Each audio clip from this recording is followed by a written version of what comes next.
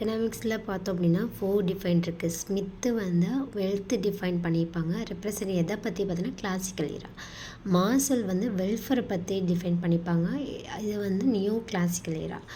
Robbins வந்து scarcity define representing தி new age. அதுக்கப்புறம் Samuelson growth define பண்ணிப்பாங்க. ரெப்ரசன்டிங் எதை மாடர்ன் ஏஜ் வந்து ரெப்ரசன்ட் பண்ணியிருப்பாங்க. அதே சேம் தான்.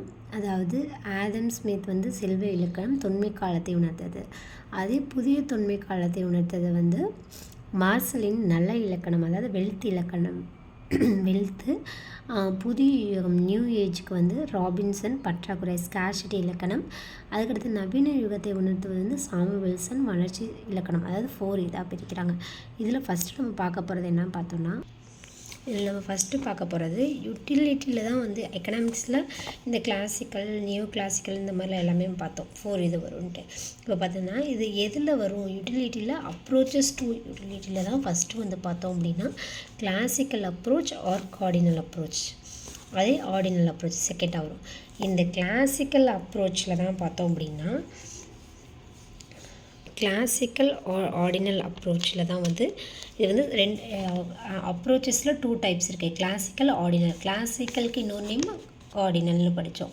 இந்த கார்டினல் அப்ரோச் தான் பார்த்தோம்னா இப்போ என்னன்னா 2 டிஃபைன் ஆகுது. Law of diminishing marginal utility and law of equi marginal utility. இப்போ நம்ம பார்க்க போகிறது பார்த்தோம்னா law of diminishing marginal utility தான் நம்ம பார்க்க போகிறோம். ஃபஸ்ட்டு ஒன் இதான் பார்க்க போகிறோம். இந்த law of diminishing utility marginal utility இருக்குது பார்த்தீங்களா? அதில் வந்து ஃபஸ்ட்டு 1854 1854 ஆஸ்திரிய பொருளியல் வல்லுநரான இவர் தான் வந்து என்ன பண்ணுறாரு அப்படின்னா, இதை வந்து ஃபஸ்ட்டு வந்து விதியை வந்து கிரியேட் பண்ணுறது யார் அப்படின்னா ஹச் ஹாசன் என்பவர் தான் கிரியேட் பண்ணுறாரு. அதுக்கப்புறம் இது என்ன பண்ணுறாரு, இந்த விதி இந்த இருக்குது பார்த்தீங்களா, இந்த லா வந்து காசனின் முதல் நுகர்வு விதி, அதாவது காசனின் ஃபஸ்ட் லா ஆஃப் கன்சியூம்ஷன்னு யார் சொல்கிறாங்கன்னா ஜேவன்ஸ் வந்து என்ன பண்ணுறாரு சொல்கிறாரு, called this law Gossen's first law of consumption. அதுக்கப்புறம் ஆனால் இதை வந்து ஆல்ஃபர்ட் மார்சல் தான் வந்து ஃபெமிலியர் ஆக்குறாங்க. But credit goes to Marshall. இது ஃபுல்லாகவே என்ன ஆகுது, இந்த கிரெடிட் யாருக்கு எல்லாமே போகுதுன்னு பார்த்தோன்னா இந்த மார்சலுங்கிற பர்சன்ஸ்க்கு தான் போகுது. அதுக்கப்புறம் பார்த்தோம் அப்படின்னா because he perfected this law and the basis of cardinal analysis. This law is based on the characteristics of human wants. இதை என்னத்துக்காக இதை பேசுகிறாங்க அப்படின்னா ஹியூமன் வான்ஸை சாட்டிஸ்ஃபை பண்ணணும் அப்படிங்கிறதா வந்து இந்த கார்டினல் யூட்டிலிட்டி, அதாவது law of diminishing marginal utility அப்படிங்கிறது. அதுக்கப்புறம் பார்த்திங்கன்னா இது வந்து சேம் டைமில் இந்த யூட்டிலிட்டி வந்து என்ன பண்ண முடியும், மெஷர் பண்ண முடியும். கார்டினல் யூட்டிலிட்டி வந்து மெஷர் பண்ண முடியும். அதே மாதிரி மார்ஜினல் யூட்டிலிட்டி வந்து பார்த்தோம் அப்படின்னா கன்சியூமர் மட்டும் மணி ஆஃப் த கன்சியூமர் வந்து ரிமைன்ஸ் வந்து கான்ஸ்டண்ட்டாக இருக்கும்.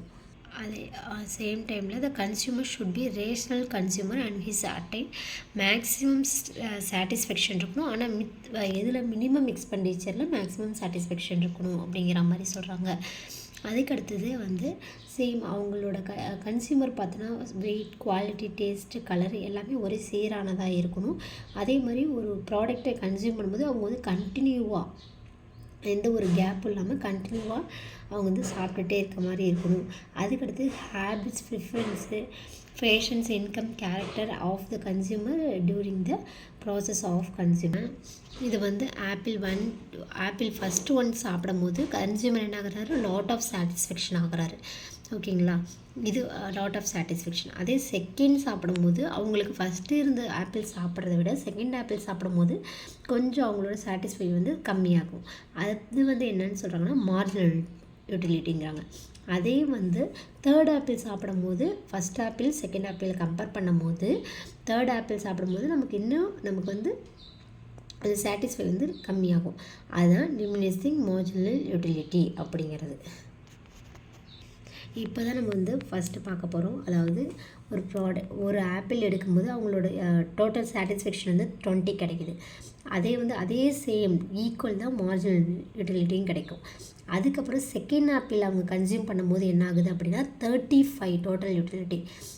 15 எக்ஸ்ட்ரா கிடைக்கிது பார்த்தீங்களா, இது வந்து மார்ஜினல் யூட்டிலிட்டி. இந்த ரெண்டுக்கு கேப்பில் இருக்கிறது 15. அதுக்கடுத்து தேர்ட் ஆப்பிள் சாப்பிட்றாரு, ஃபோர்த் ஆப்பிள், ஃபிஃப்த் ஆப்பிள் சாப்பிடும்போது அதே சேம் கிடைக்கும்போது இது வந்து 0 ஆகுது. சிக்ஸ்த்து வந்து 45 மைனஸ், அதாவது டோட்டல் யூட்டிலிட்டியை பொறுத்தவரையிலும் நம்ம வந்து இன்க்ரீஸ் ஆகிட்டே போகும். அதுக்கப்புறம் 50 உச்ச ஹை பிச்சுக்கு போகும், அதுக்கடுத்து லோ ஆகிட்டே போகும். அதே மார்ஜினல் யூட்டிலிட்டி எடுத்துக்கிட்டோம் அப்படின்னா அதாவது டிக்ரீஸ் ஆகிட்டே போகும், அதுக்கப்புறம் வந்து 0 போகும், அதுக்கடுத்து மைனஸ் நெகட்டிவாகவே போகும். இதுதான் பார்த்தோம் அப்படின்னா மார்ஜினல் யூட்டிலிட்டி அப்படிங்கிறோம். இப்போ இந்த டயக்ராமும் இந்த டேபிள்ஸும் டயக்ராம் அதாவது கிராஃபை பார்த்தோம்னா சேமாக இருக்கும். எப்படி அப்படின்னா இப்போ வந்து டோட்டல் யூட்டிலிட்டி, இது வந்து டோட்டல் யூட்டிலிட்டி ஆக்சுவலாக 20, 35, 45, 50, அதே 50 சேம் டைமில் நெகட்டிவ் ஆகுது, மறுபடியும் டோட்டல் யூட்டிலிட்டி டிக்ரீஸ் ஆகிட்டு வந்துடுது 45, 35 இந்த ரேஞ்சில். அதே பார்த்தோம் அப்படின்னா 20, 15, 10 டிக்ரீஸ் ஆகிட்டே போகும், அதுக்கடுத்து 0க்கு வரும், 0 அதுக்கப்புறம் வந்து நெகட்டிவ் வந்துடும். இது வந்து என்ன அப்படின்னு பார்த்தீங்கன்னா மார்ஜினல் யூட்டிலிட்டி. இந்த இது டிக்ரீஸ் ஆகிட்டே போகிறது, ஓகேங்களா. இந்த இது வந்து டோட்டல் யூட்டிலிட்டி. இது வந்து 0 யூட்டிலிட்டி, நெகட்டிவ் யூட்டிலிட்டின்னு சொல்லுவோம். ஒன்றுமே கிடையாது. லா ஆஃப் டிமினிஷிங்கிறது ரொம்ப பெரிய டாபிக்லாம் கிடையாது. ஒன்றுமே நம்ம ஒரு ப்ராடக்ட் இருக்குன்னா, ஒரு சாக்லேட்டே இருக்குன்னா, ஒரு இதில் வந்து நான் ஆப்பிள்னு கொடுத்துருக்கேன். இது வந்து ஃபஸ்ட் ஆப்பிள் சாப்பிடும்போது நமக்கு எவ்வளோ இருக்குது, அதே வந்து 7th ஆப்பிள் சாப்பிடும்போது நமக்கு எவ்வளோ மார்ஜினல் யூட்டிலிட்டி வருது.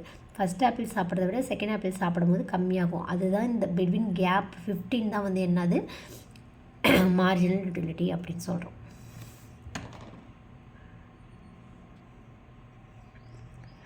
இந்த பொருள்லாம் வந்து நம்ம வந்து எக்ஸெப்ஷன் டு த லான்னு சொல்கிறோம். Habits, drunkards, misers, music and poetry and readings, that's all.